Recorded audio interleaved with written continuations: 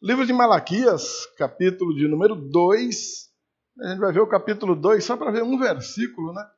Capítulo 2, 17. E vai até o 3, versículo 5. Hoje o texto é assim, é troncho. Começa no capítulo 2, termina no 17. Diz assim: vocês estão cansando o Senhor com as suas palavras e ainda perguntam: em que nós o cansamos? Nisso de dizerem: aqueles que fazem o mal passam por bons aos olhos do Senhor, e é desses que ele se agrada. Ou, onde está o Deus de justiça? Eis que eu envio o meu mensageiro que preparará o caminho diante de mim. De repente, o Senhor, a quem vocês buscam, virá ao seu templo. E o mensageiro da aliança a quem vocês desejam, eis que ele vem, diz o Senhor dos Exércitos. Mas quem poderá suportar? Melhor, mas quem poderá suportar o dia da sua vinda? E quem poderá subsistir quando ele aparecer? Porque ele é como o fogo do ourives e como o sabão dos lavandeiros. Ele se assentará como o derretedor e purificador de prata. Purificará os filhos de Levi e os refinará como ouro e como prata. E eles trarão ao Senhor ofertas justas. Então, a oferta de Judá e de Jerusalém será agradável ao Senhor, como nos dias da antiguidade e como nos primeiros anos. Virei até vocês para juízo. Terei pressa em testemunhar contra os feiticeiros, contra os adúlteros, contra os que juram falsamente, contra os que oprimem os trabalhadores, as viúvas e os órfãos, torcem o direito dos estrangeiros e não me temem, diz o Senhor dos Exércitos.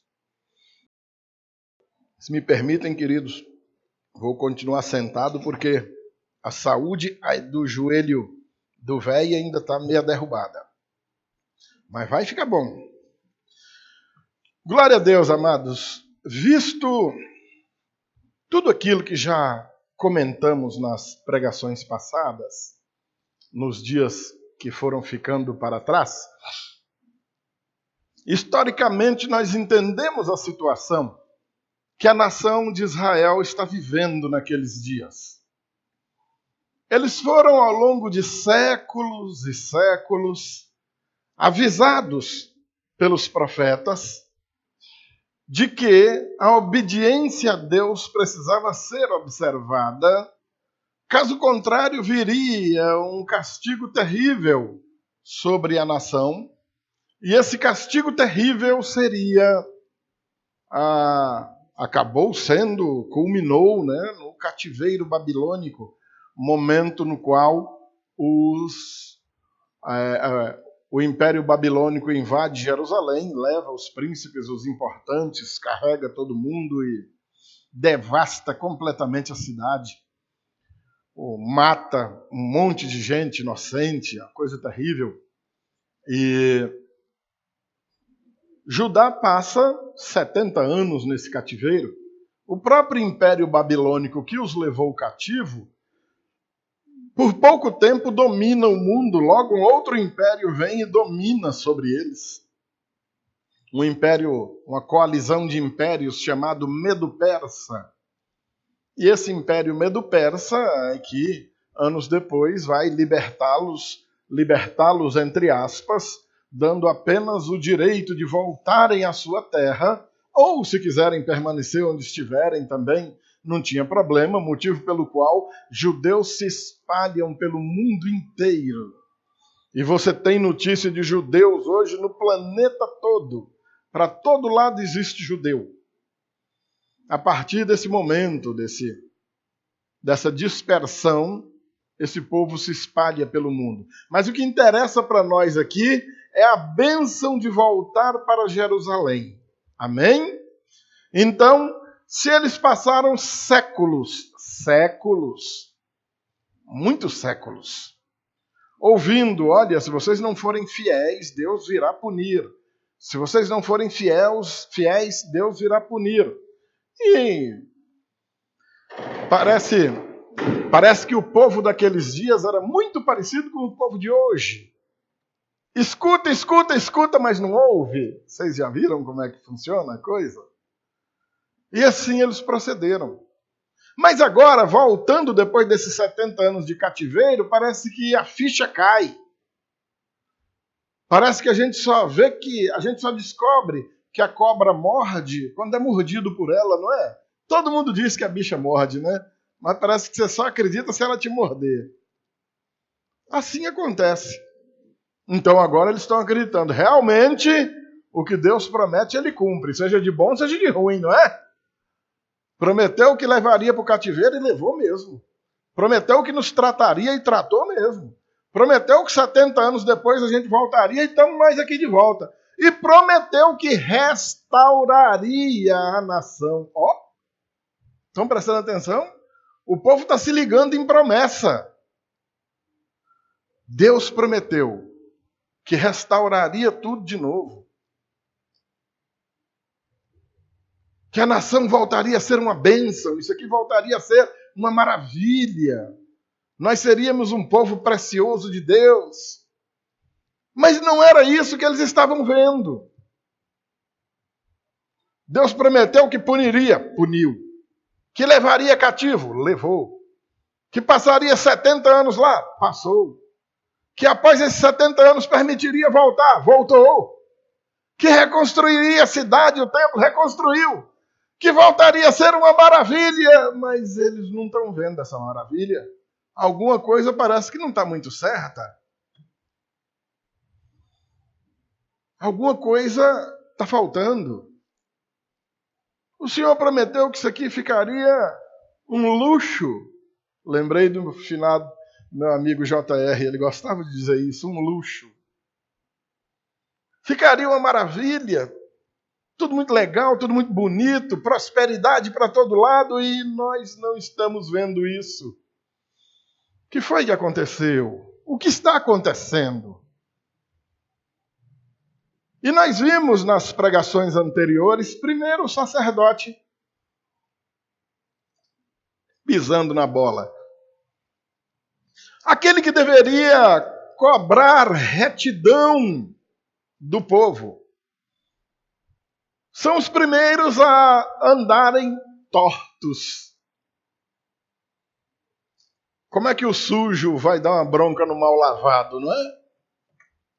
Você já pensou o pastor aqui roubando e falando para você, não roube não. O pastor mentindo e dizendo, não minta não. Ah, pastor, mas o senhor mente, ó. A gente está pensando em quem pode, né? Então Deus condena a prática daqueles sacerdotes.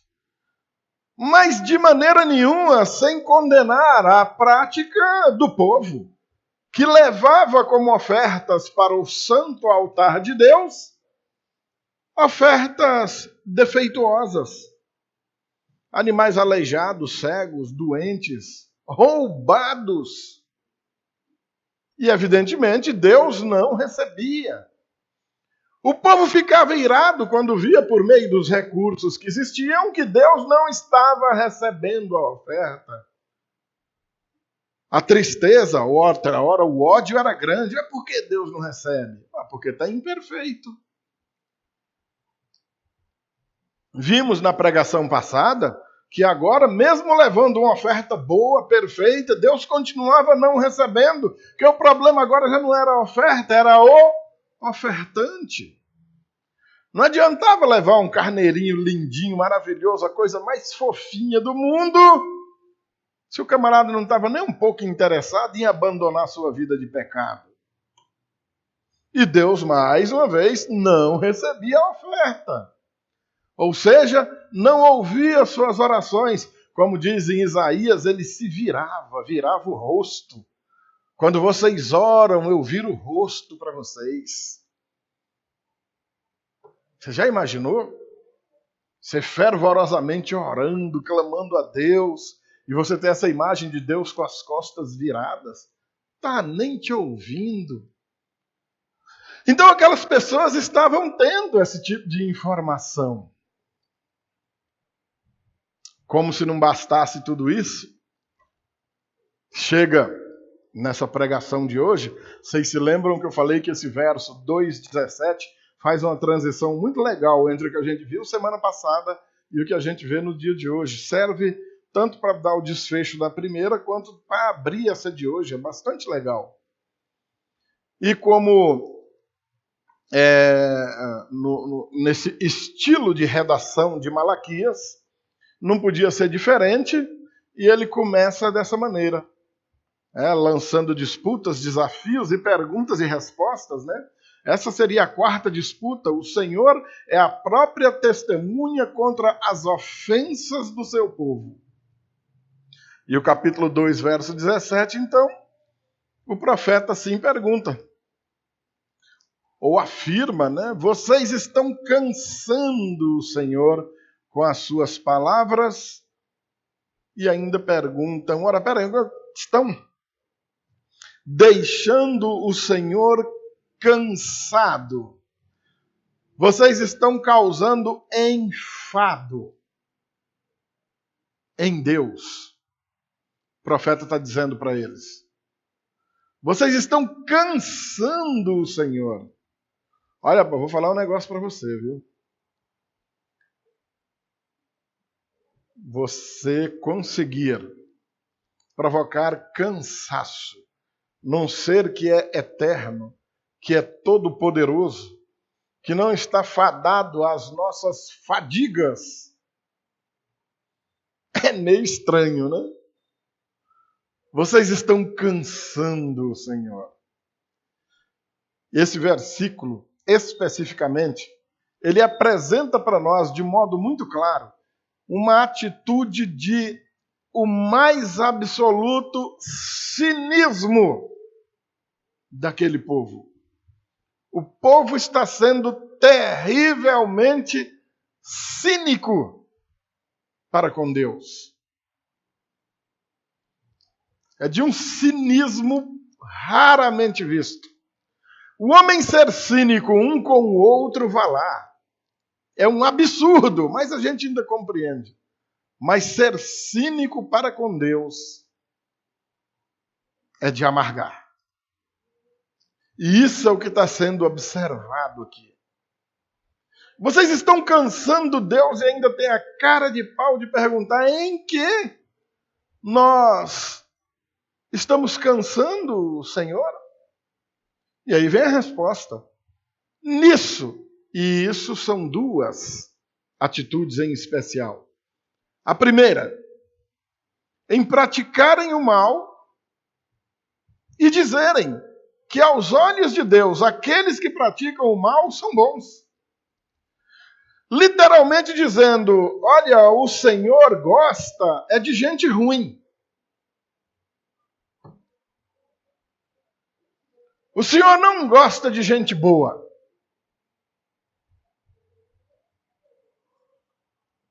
Jesus estava, muito provavelmente, porque o texto não diz isso, quem está dizendo são os próprios religiosos, que Jesus estava numa roda, batendo papo com prostitutas e pinguços, os cachaceiros.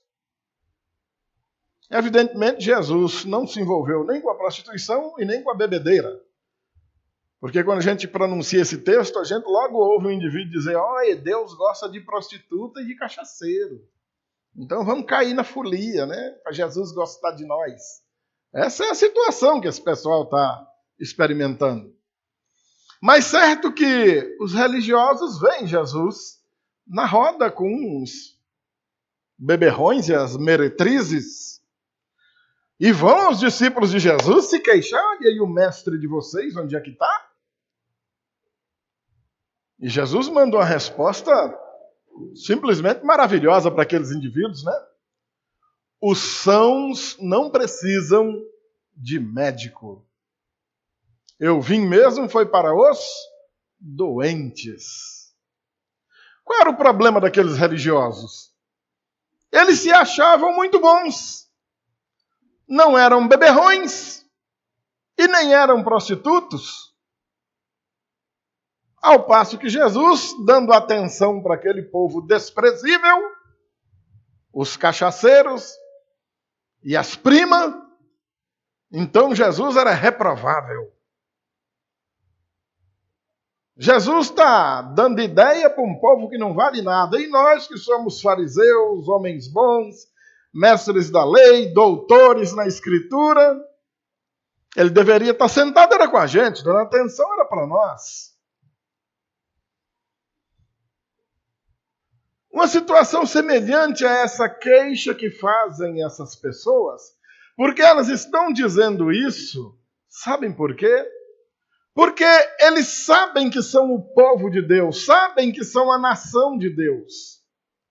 E não estão vendo Jerusalém e seus negócios e suas vidas prosperarem tal qual estão vendo prosperar a vida dos estrangeiros, principalmente daquela nação pagã que não ama a Deus, que não é povo de Deus, que inclusive está dominando sobre eles.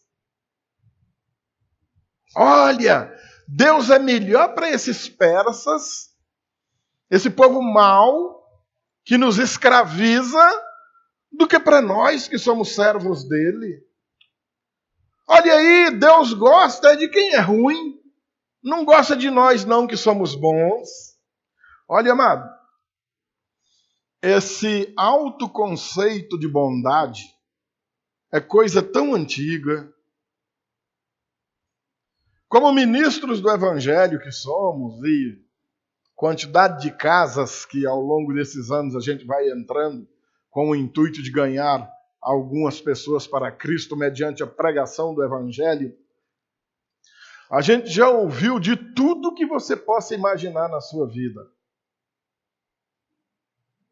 Glória a Deus que também obtivemos respostas positivas, motivo pelo qual a maioria de vocês estão aqui. Glória a Deus por isso. Mas dentre aqueles que não estão e só sabe se um dia estarão, ouvimos esse tipo de barbaridade.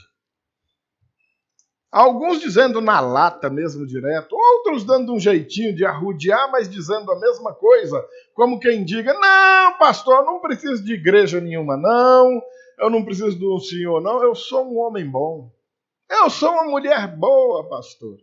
Pensa num cabra bom, eu sou caridoso, eu sou educado, eu sou um bom vizinho, sou um bom marido, eu sou um bom pai, eu sou um bom funcionário, eu não preciso de igreja nenhuma, não, eu sou muito bom.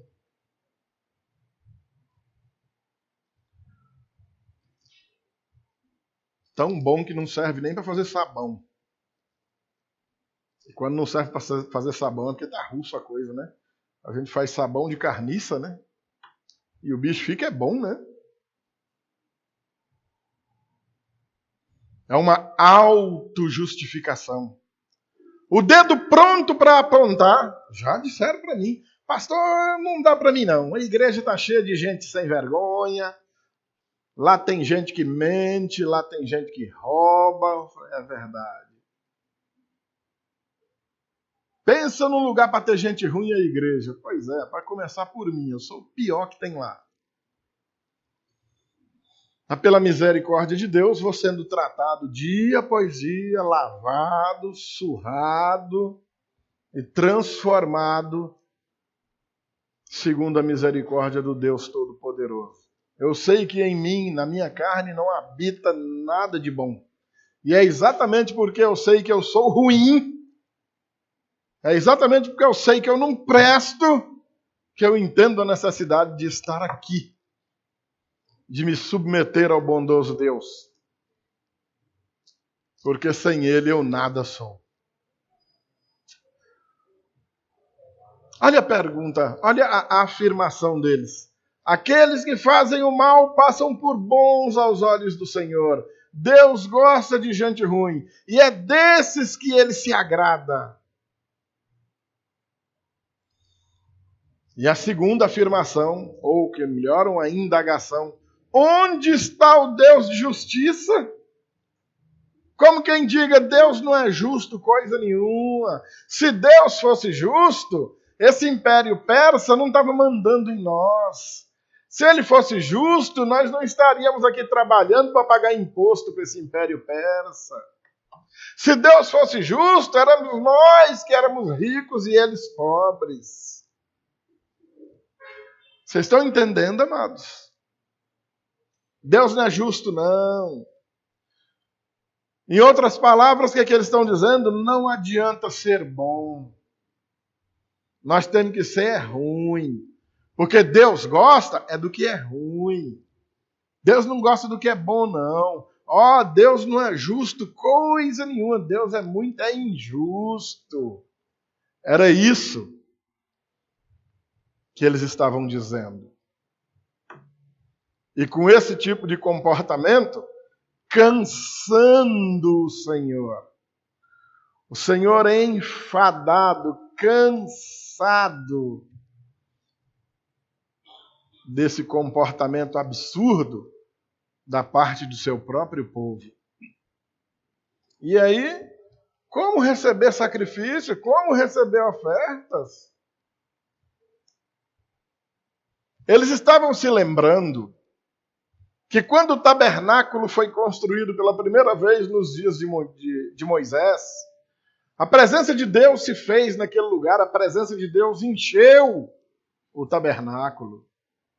Quando o templo foi construído nos dias de Salomão, a presença de Deus encheu o templo, aquilo foi muito belo.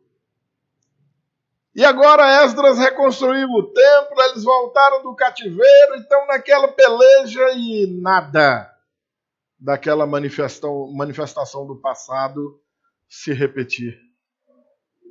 Nadinha. Cadê a presença de Deus? Nada. Deus não vai encher esse lugar aqui com a presença dele, com aquela glória dele. Vai não. Vai não. Ele não vai não.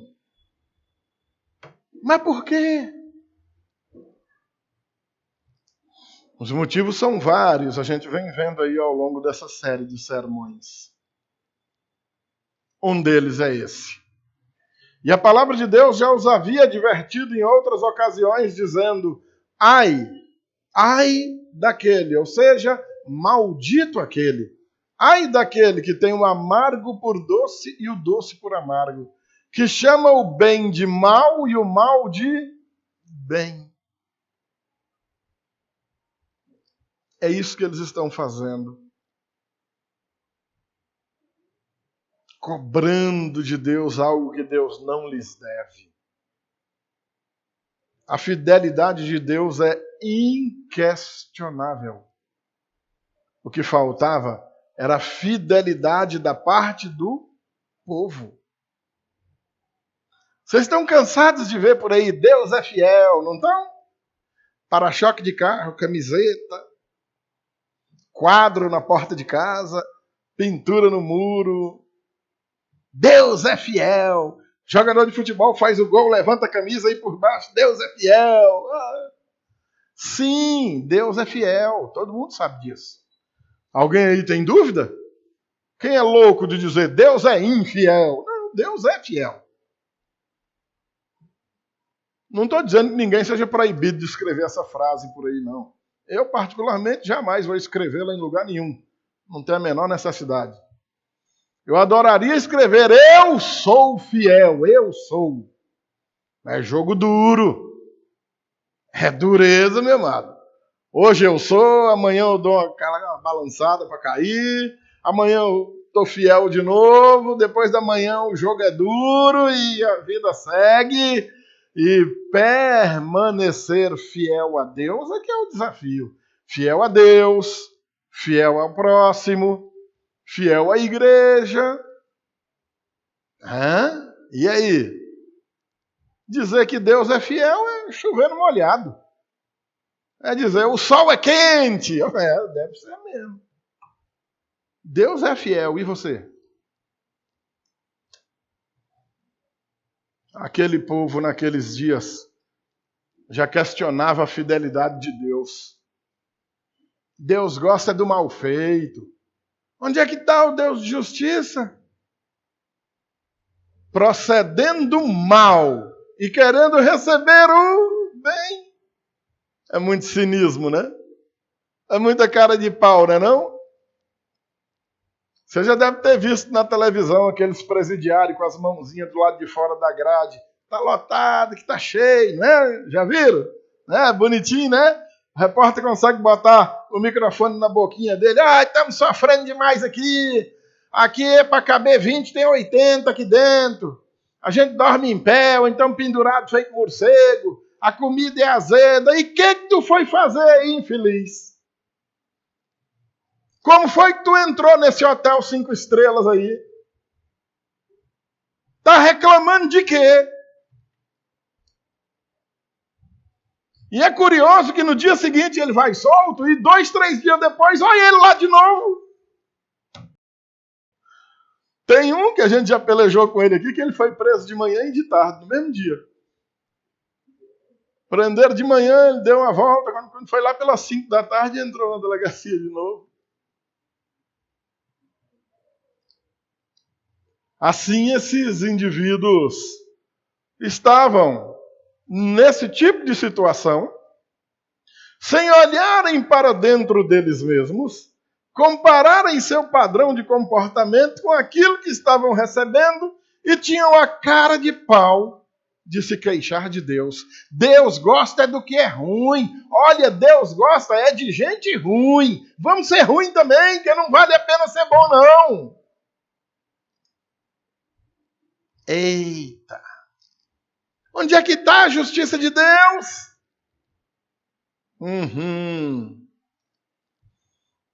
Aí entra o capítulo 3. E o Senhor agora vai responder a esses cínicos que fizeram esses questionamentos aí no capítulo 2, verso 17. Eis que eu envio o meu mensageiro, que preparará o caminho diante de mim. A maioria dos irmãos aí sabem quem era, ou quem foi, ou quem veio a ser esse mensageiro, não é? Alguém arrisca? Muito bem, esse irmão filho está me saindo. Muito bem, irmão filho. João Batista. É que entra João Batista no meio dessa conversa aqui agora, rapaz.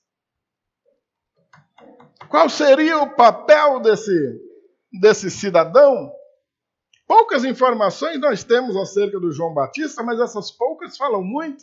Filho de um dos sacerdotes, Zacarias, que cuidava de um dos turnos do templo lá em Jerusalém, e de uma senhora por nome, você vai encontrar ela com 2 pronúncias de nome diferente, Elizabeth ou Isabel, que na verdade é o mesmo nome.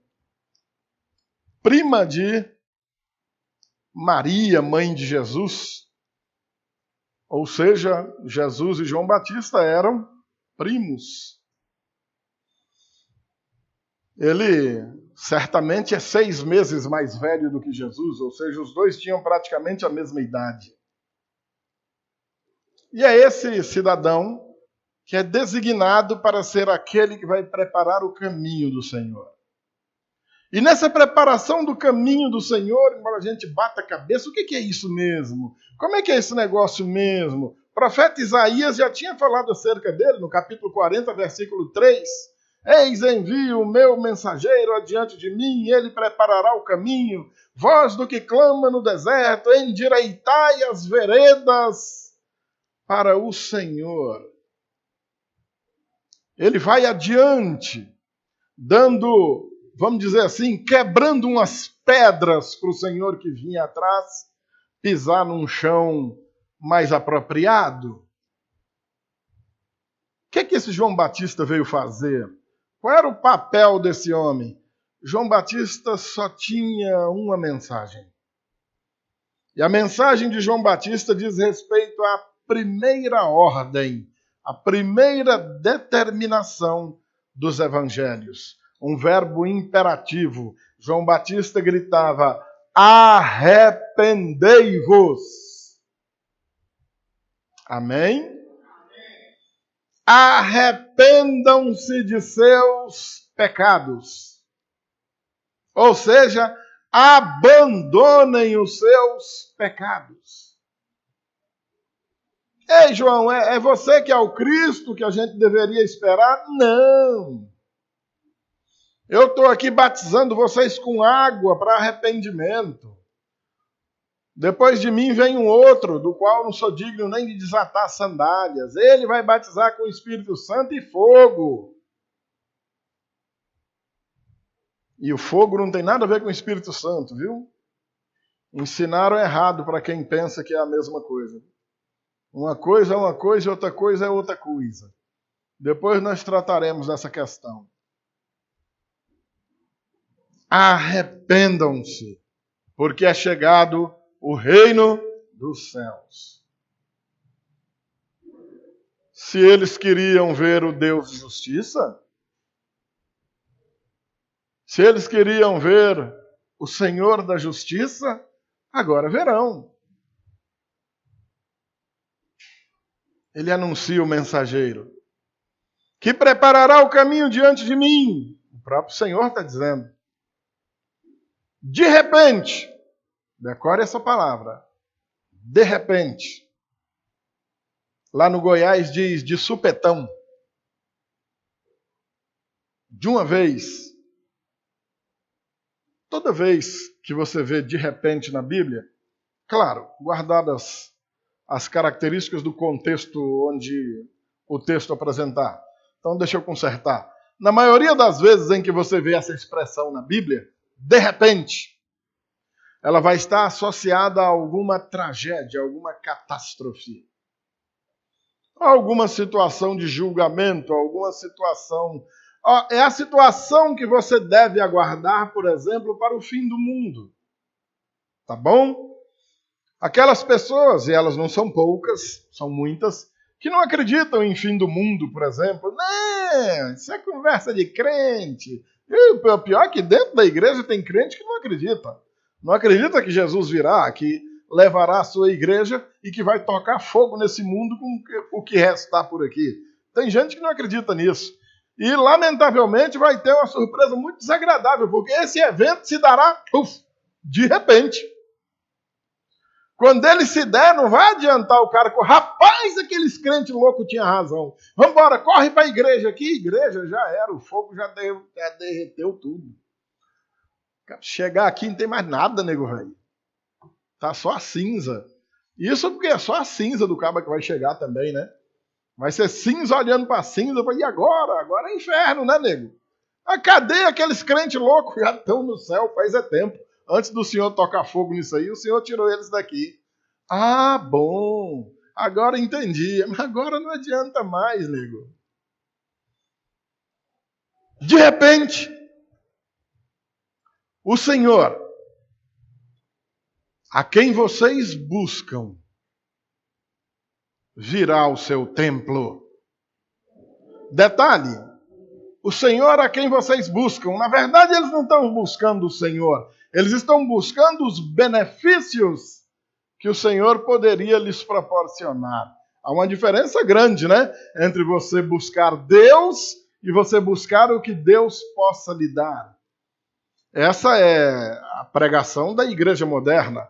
Todo mundo sendo atraído para a igreja de um jeito ou de outro para vir buscar alguma coisa nela. Nunca a ideia de vir aqui para entregar a própria vida, vir aqui prestar um culto excelente ao Senhor. A igreja deturpou essa mensagem, se vale do sofrimento das pessoas e atrai o povo à igreja com essa proposta. Olha, para de sofrer. Vem aqui, para de sofrer o quê, rapaz? Parar de sofrer é morrer, rapaz. Você quer morrer hoje? Se você quiser, a gente ora e o sofrimento acaba hoje. Mas você está em condição de morrer hoje?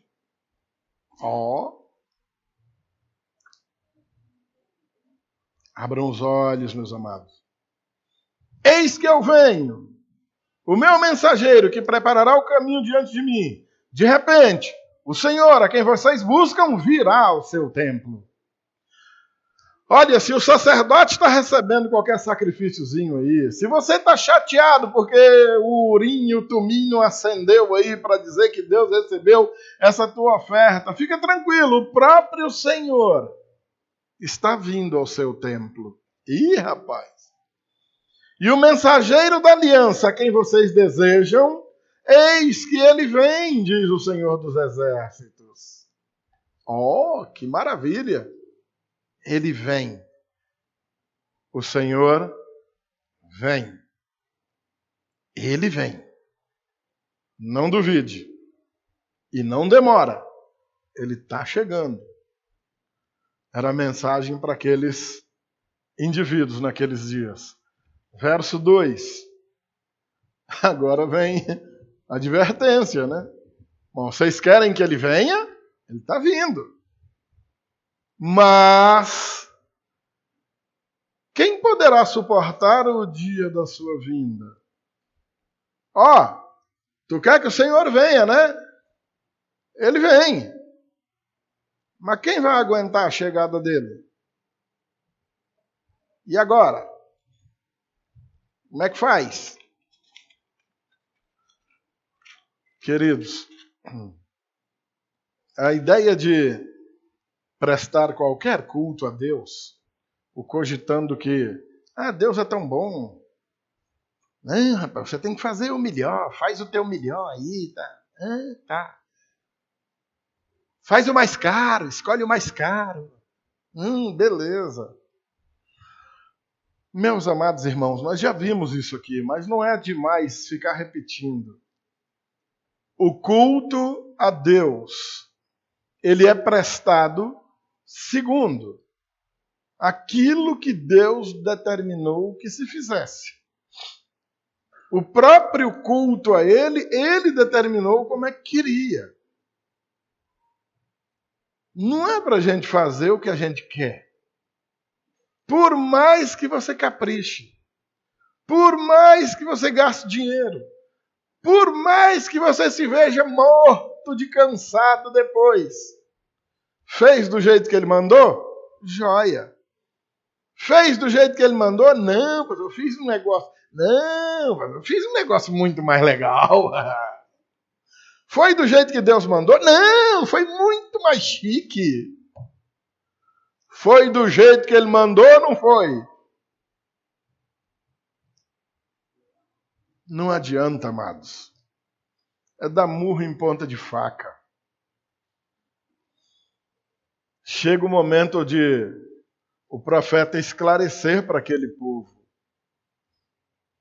Ele vem. Vocês querem que esse templo se encha da presença de Deus? Como vocês leram na Escritura que aconteceu lá nos dias de Moisés, quando foi feito o tabernáculo. Vocês querem que isso aqui se encha da presença de Deus, da maneira que vocês viram que aconteceu nos dias de Salomão? Isso vai acontecer de modo muito mais magnífico, de modo muito mais espetacular. Mas quem tem condições de ver esse dia? Quem aguenta a presença do Deus Todo-Poderoso? Os caras estavam achando que a chegada do Senhor era como se estivesse chegando Moisés, ou Salomão, ou Eli, ou Samuel, ou o pastor Walter. Não, nego velho. É Deus. Corre o olho só no começo do versículo 5, só dá uma olhada. Virei até vocês para juízo. Vixe! Virei até vocês para juízo. Virei até vocês para julgamento. Você está pronto? Está tudo certinho?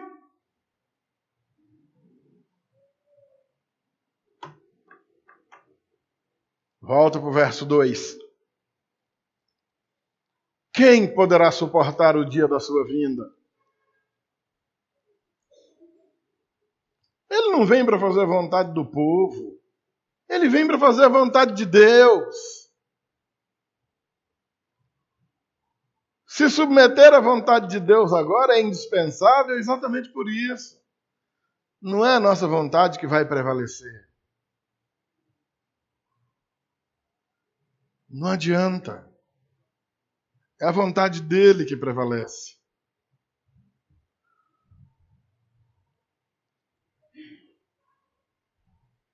Quem poderá subsistir quando ele aparecer? Porque ele é como o fogo do ourives e como o sabão do lavandeiro.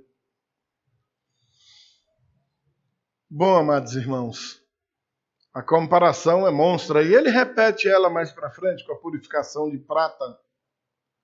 Primeiro, para quem não conhece, quando o garimpeiro acha umas lasquinhas de ouro lá no riacho, peneira, lava, aquilo vem com cascalho grudado, vem com terra incrustado dentro. Quem já andou num garimpo aqui faz ideia de como é que seja aquilo. Quem não conhece, eu vou explicar. O camarada põe no fogo. Fogo brabo mesmo. Ou um maçaricozinho, ou uma vasilhazinha de ferro fundido, bem grosso. Onde larga fogo, derrete o ouro. Quando ele derrete, a impureza sobe. E devagarinho o cara vai tirando, mas com muito cuidado para não ir nem uma lasquinha de ouro junto. E fogo. Imagina o que o ouro sofre. O ouro é um negócio tão precioso, né? E o bichinho sofre para ficar puro, rapaz. Até que ele fica purinho, aí vai e derrama ele numa forminha, ele coalha de novo e pronto, tá ali a pedrinha. Aí agora tá um bicho valioso, né? Ele faz outra comparação que é simplesmente genial. O sabão do lavandeiro. O sabão da lavadeira, tanto faz. Sabão forte, à base de soda, né? Eu tive o prazer de lavar muita roupa nos riachos, lá no Goiás. Interessante, tem uns adolescentes aqui entre nós que, tendo máquina de lavar em casa, nunca lavou nem suas cuecas, nem suas calcinhas, né, meninas? Deus vai cobrar isso de você, vai lhe dar um beliscão. Mas voltando à roupa que eu lavava lá nas pedras, nos riachos do Goiás, aquele sabãozão de soda, é uma bola redonda desse tamanho, toda hora escorregava da mão. Você esfrega ali na roupa, dá uma sacudida na bicha, deixa embolada ali para dar uma curtida um pouco, vai em outra. Depois você pega aquilo, segura firmeza numa ponta e larga na pedra. Tá! Tá!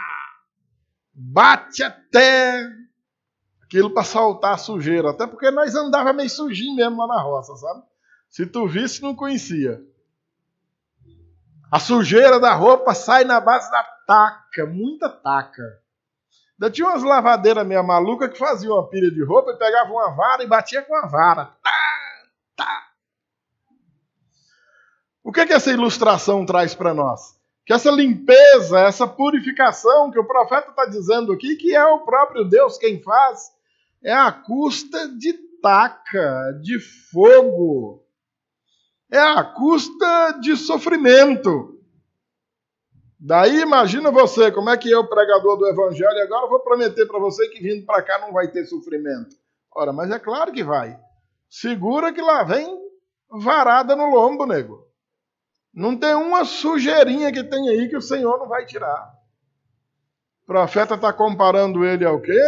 A um ourives, ao sabão do lavandeiro.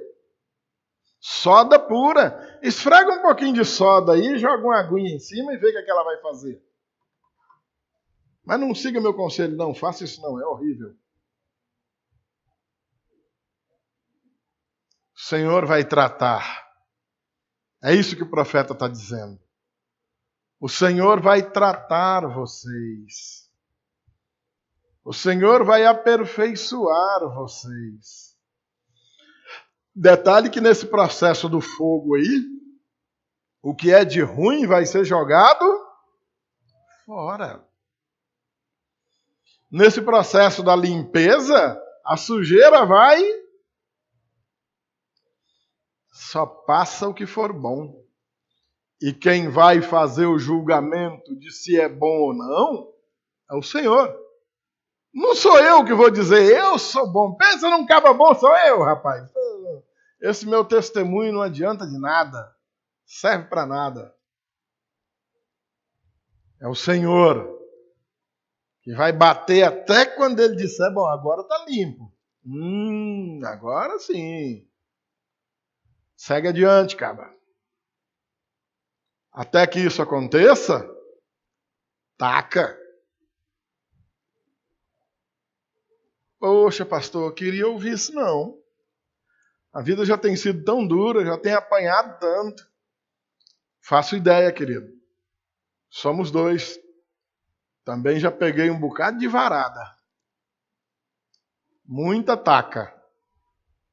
Até aprender que a taca do pai que é amoroso faz bem e não mal. Taca do papai e mamãe em casa, ó, é joia. Taca ruim é a da polícia. Estão me entendendo, não estão? Vale a pena confiar em Deus e submeter a tudo quanto Ele estabelece. Verso 3. Ele se assentará como derretedor e purificador de prata. Agora olha que legal. Purificará os filhos de Levi, ou seja, os levitas, ou seja, os sacerdotes. E os refinará como ouro e como prata. E eles trarão ao Senhor ofertas justas. No meio dessa purificação toda, ele vai purificar os sacerdotes. Agora, um detalhe para você, querido, e uma notícia. Aquela figura do sacerdote do templo lá desapareceu, não tem mais não, viu? Agora nós vivemos um outro período. Lembra-se de 1ª Epístola de Pedro, capítulo 2, versículo 9? Mas vós sois raça eleita, sacerdócio real. Opa! Nação santa, povo de propriedade exclusiva de Deus. Ou seja, queridos, agora é o sacerdócio de todos os crentes. Não tem mais aquela figura do sacerdote. Acabou o templo, não tem mais templo, não tem mais o véu de separação, onde uma pessoa tinha que entrar, o sacerdote. Jesus rasgou na sua morte esse véu. Nós temos acesso direto ao Pai. Nós oferecemos os sacrifícios. Apresentamos esses sacrifícios vivos, santos e agradáveis a Deus, que é o nosso culto racional. Isso tendo sido purificados pelo Senhor, tendo sido purificados pelo ourives, pelo sabão do lavandeiro, aí nós apresentamos os sacrifícios ao Senhor. Amém, queridos? Filipenses capítulo 1, versículos do 9 até o 11, diz assim, ó. E também faço esta oração, que o amor de vocês aumente mais e mais, e em conhecimento e toda perfeição, para que vocês aprovem as coisas que são excelentes, e automaticamente que reprovem as coisas que são ruins. Amém, querido? Aprovar o que é excelente e reprovar o que é desagradável a Deus. Aprovem as coisas que são excelentes e sejam sinceros e inculpáveis para o dia de Cristo. Ou seja, o dia em que ele virá encher o seu templo. O dia para o qual aqueles caras de pau estavam cobrando, lá no capítulo 2, verso 17. Cadê o Deus de justiça? Onde é que ele anda? Cadê que ele não vem fazer justiça? Vem. Ele vem. Ele vem sim.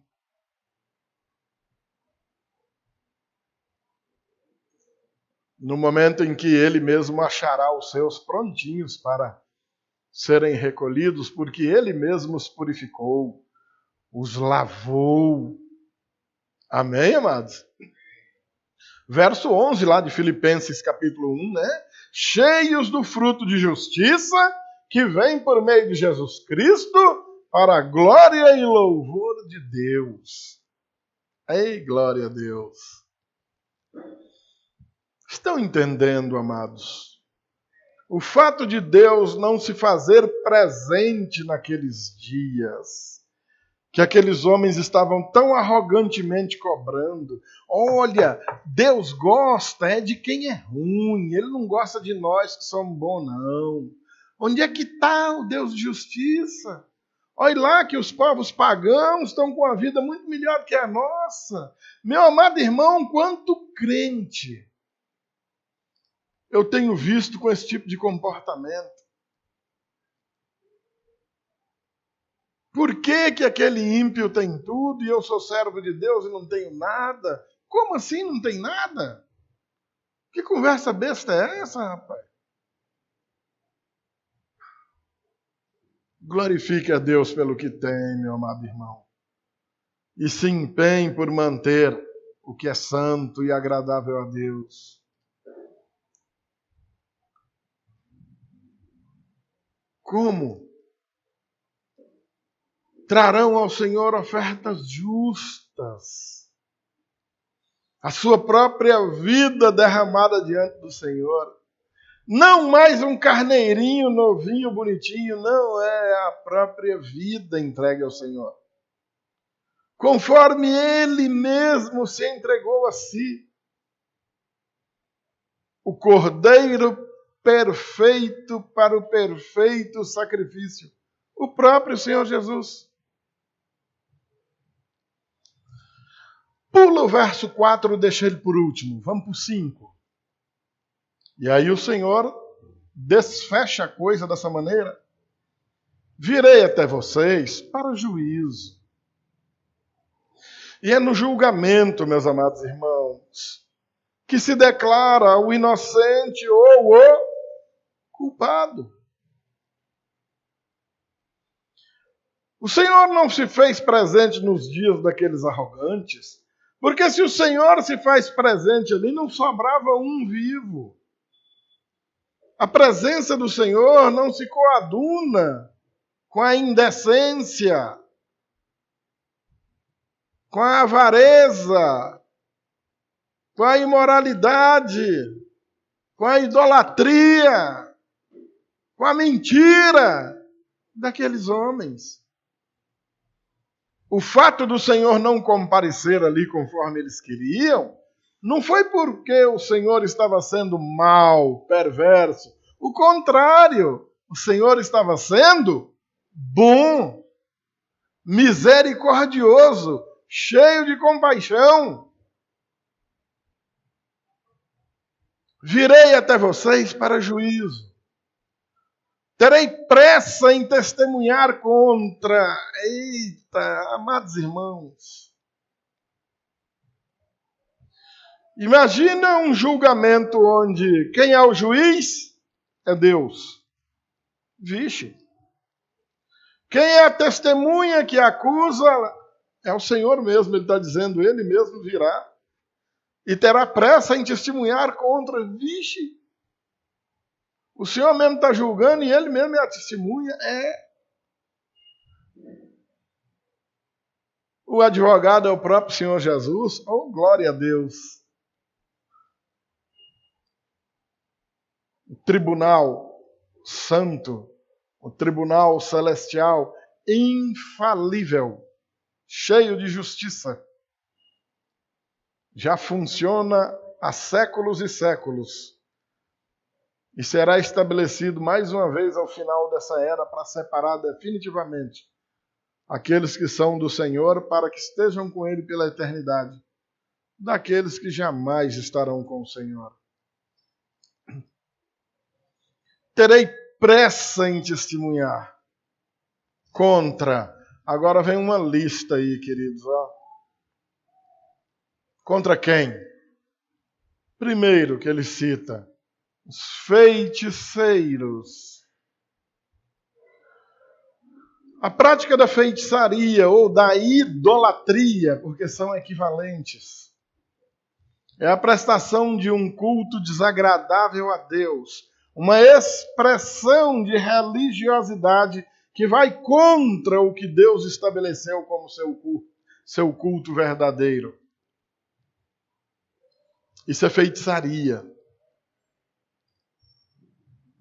O Senhor será testemunha contra esses idólatras, esses traiçoeiros, traidores de Deus, infiéis, ainda contra os adúlteros.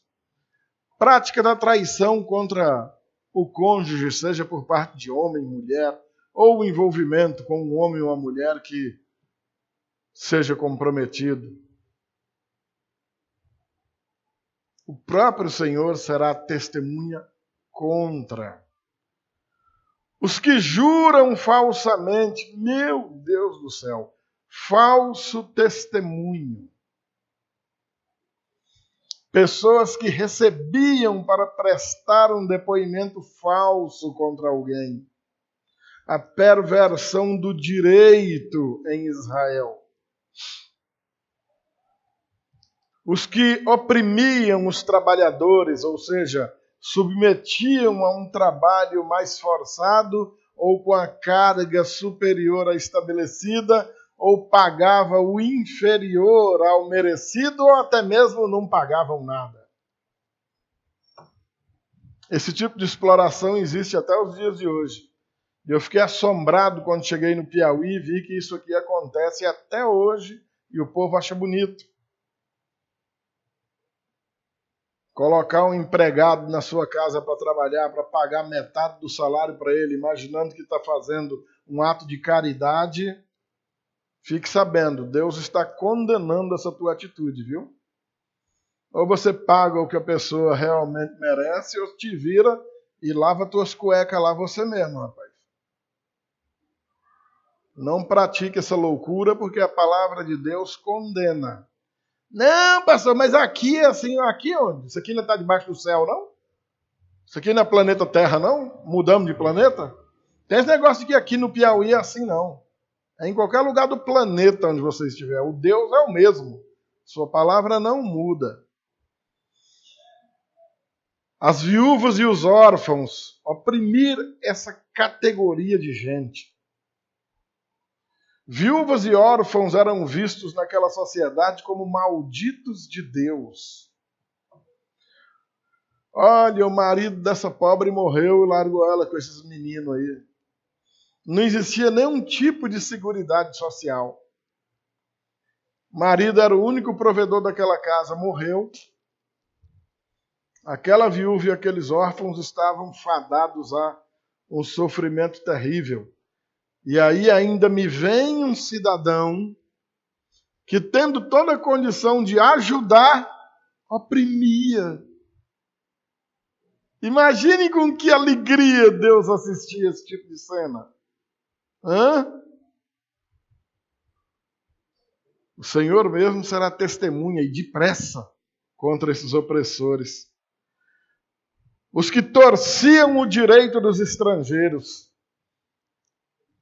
O fato de o estrangeiro estar no meio do povo de Deus era para ser visto precisamente como uma oportunidade valiosa para que aquele estrangeiro conhecesse o Deus verdadeiro, conhecesse um bom servo do Deus verdadeiro, por meio de sua generosidade, de sua bondade, de sua hospitalidade, para que desse testemunho ao resto do mundo acerca de que, rapaz, olha, eu fui estrangeiro perambulando pelas terras de Israel, fui tão bem tratado por aquele povo.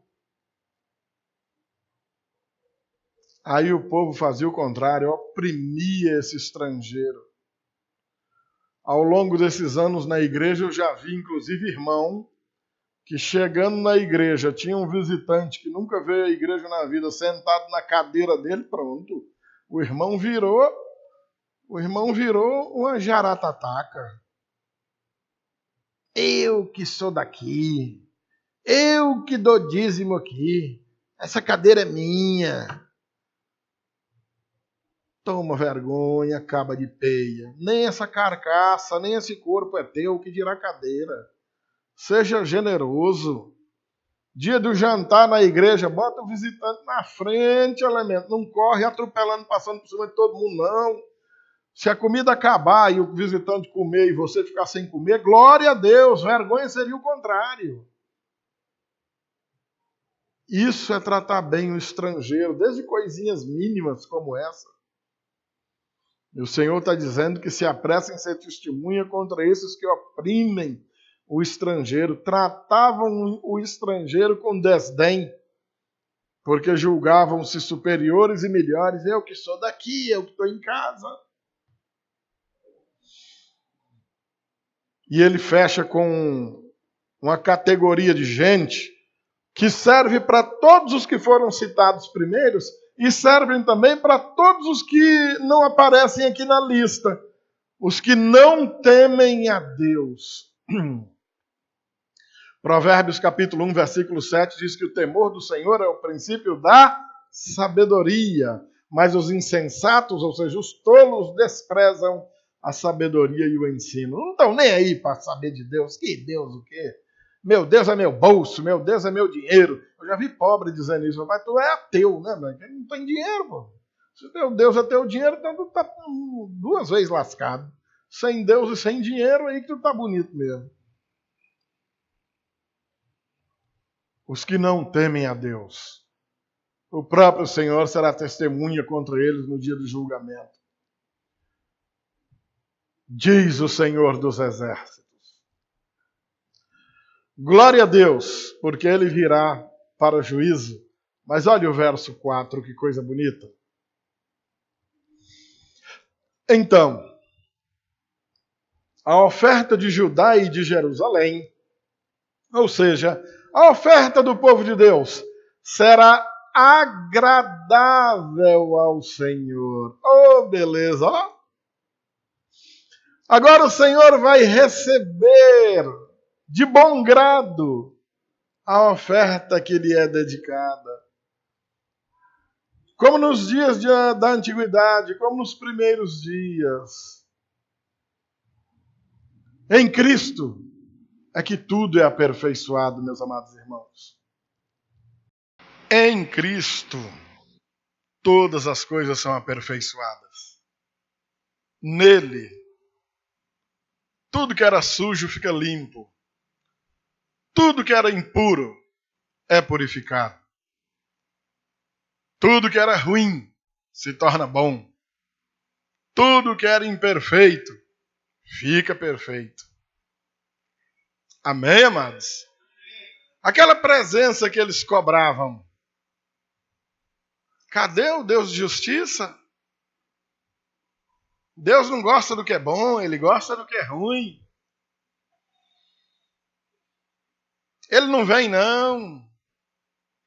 Ele não gosta de nós, não. Ele gosta do que é ruim, Ele não gosta do que é bom. O Senhor diz, eu venho. Eis, envio meu mensageiro diante de mim para preparar o caminho. E aí vem João Batista, arrependei-vos porque é chegado o reino dos céus. E então chega o Senhor Jesus. Como ourives, como lavandeiro. Purifica, tira toda a impureza. E num bom piauiês, rebola no mato. Separa tudo que é de bom para si. Purifica o povo, os sacerdotes, a oferta, o sacrifício. Tudo nele é aperfeiçoado. E aí agora sim, as coisas funcionam adequadamente. Devidamente tratadas, aperfeiçoadas, consertadas pelo Senhor Jesus. Malaquias traz essa informação para nós. Simplesmente maravilhosa. Sensacional, extraordinária. Que informação tremenda. Chegou esse dia.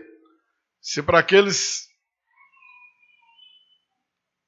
homens daqueles dias era uma promessa para o futuro, para nós já é uma realidade. Glorifica a Deus por isso, amado.